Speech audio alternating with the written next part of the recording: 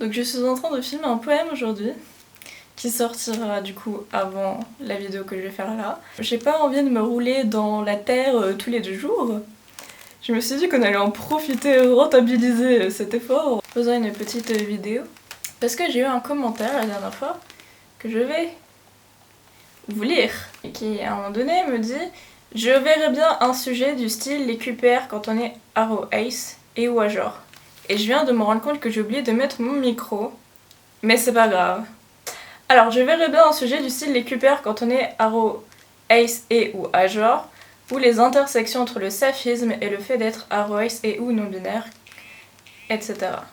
Déjà les QPR quand on est Arrow Ace et ou à genre, va falloir demander à des personnes avec plus d'expérience que moi. Parce que moi je suis genre un Wikipédia, je connais plein de choses, je connais plein de définitions. Même si aujourd'hui il y a plein de définitions, de termes qui naissent que je ne sais plus, tout simplement. Parce que quand j'ai découvert que j'étais queer, j'ai appris tout ce qui était possible et inimaginable pour essayer de comprendre, de voir que j'étais pas seule, etc. Maintenant que je suis à l'aise avec qui je suis, il y a plein de termes qui sont très récents que je connais pas forcément. Et yes, my phone is dead. My phone is destroyed this fault, it's like... Yeah, anyway. Purement d'un point de vue expérience, genre, les gens, moi je suis en relation avec mes études. Moi, à 40 ans, je serais encore à la fac en train d'avoir mon... J'allais dire 15e master, mais non, 10e, je pense plutôt. Je suis sûre que j'ai des choses à dire, mais en tout cas, là, tout de suite, c'est pas ce qui m'intéresse. Ce qui m'intéresse, c'est la partie sur entre le saphisme, le fait d'être aroès et ou non-binaire. On va parler saphisme et non-binarité. On peut être saphique et non-binaire, on peut être lesbienne et non-binaire. C'est des termes quand ils ont été formés. La non-binarité existait déjà, c'est pas la question, mais c'était pas forcément théorisé et reconnu comme ça l'est aujourd'hui. Et c'est pour ça que comme il y a un manque, la non-binarité est intégrée dans ces termes-là. Ça veut pas dire que toutes les lesbiennes vont sortir avec une personne non-binaire ou inversement, mais c'est juste que ça en fait partie, c'est pas une opposition, c'est pas une négation, enfin je veux dire, c'est pas quelque chose d'impossible. Le seul truc qui peut être un peu compliqué, c'est se faire reconnaître pour soi-même. Pas que ce soit comme aujourd'hui, vous voyez, la non-binarité, au final, c'est plus vu comme quelque chose véritablement non-binaire, c'est juste un troisième genre, alors que c'est une multitude de choses, ou c'est juste vu comme des femmes avec un style un peu genre différent. Le terme non-binaire, on lui a retiré son essence, et donc maintenant, quand on dit non-binaire, les gens ont vraiment, forcément c'est une personne affable avec un style vraiment particulier et c'est tout, alors que non-binaire c'est pas un style vestimentaire, c'est pas une coupe de cheveux, c'est pas une façon de parler, une façon de se présenter. Qu'importe son apparence, son style, etc., on peut être non-binaire. Donc, quand on finit dans une relation, ce qui peut être fatigant en tant que personne non-binaire, c'est de se dire est-ce que la personne en face de moi me reconnaît pour ce que je suis vraiment ou pas. Parce qu'il y a par exemple la question des personnes non-binaires qui sont en relation avec des hommes qui sont hétéros quand ils sont attirés par une personne non-binaire. Et peut-être ils vont faire genre ils sont déconstruits, genre ouais au final je suis pas hétéro, etc. Sauf qu'en fait dans les faits, même s'ils vous disent oui t'es non-binaire, oui je te respecte, etc.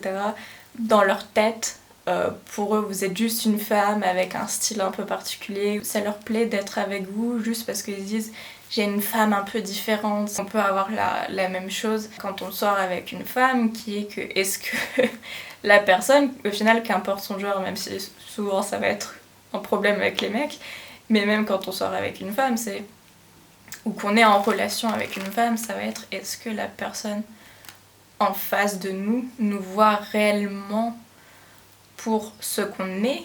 Et souvent, on se rend assez vite compte de la façon dont les gens nous perçoivent. J'y assez vite. Ça dépend des gens, il y en a qui sont plus doués pour mentir que d'autres, hein. Mais ça finit toujours par sortir à un moment donné ou à un autre. Soit la personne vous le dit en face directement, ça sort d'un coup, soit c'est des remarques. Des petites remarques à droite à gauche qui vous font bien comprendre que en fait on vous perçoit pas réellement pour ce que vous êtes. Toutes les personnes saphiques ne vont pas nécessairement inclure les personnes non-binaires dans leur attirance, ne vont pas être attirées par des personnes non-binaires parce que c'est pas une obligation. Ce qu'il faut se rappeler, c'est que tous ces termes, ils sont là pour nous aider à naviguer quelque chose, pour nous aider à nous découvrir, pour nous aider à comprendre et à expliquer ce qu'on ressent, que ce soit avec nous-mêmes, que ce soit avec les autres, etc.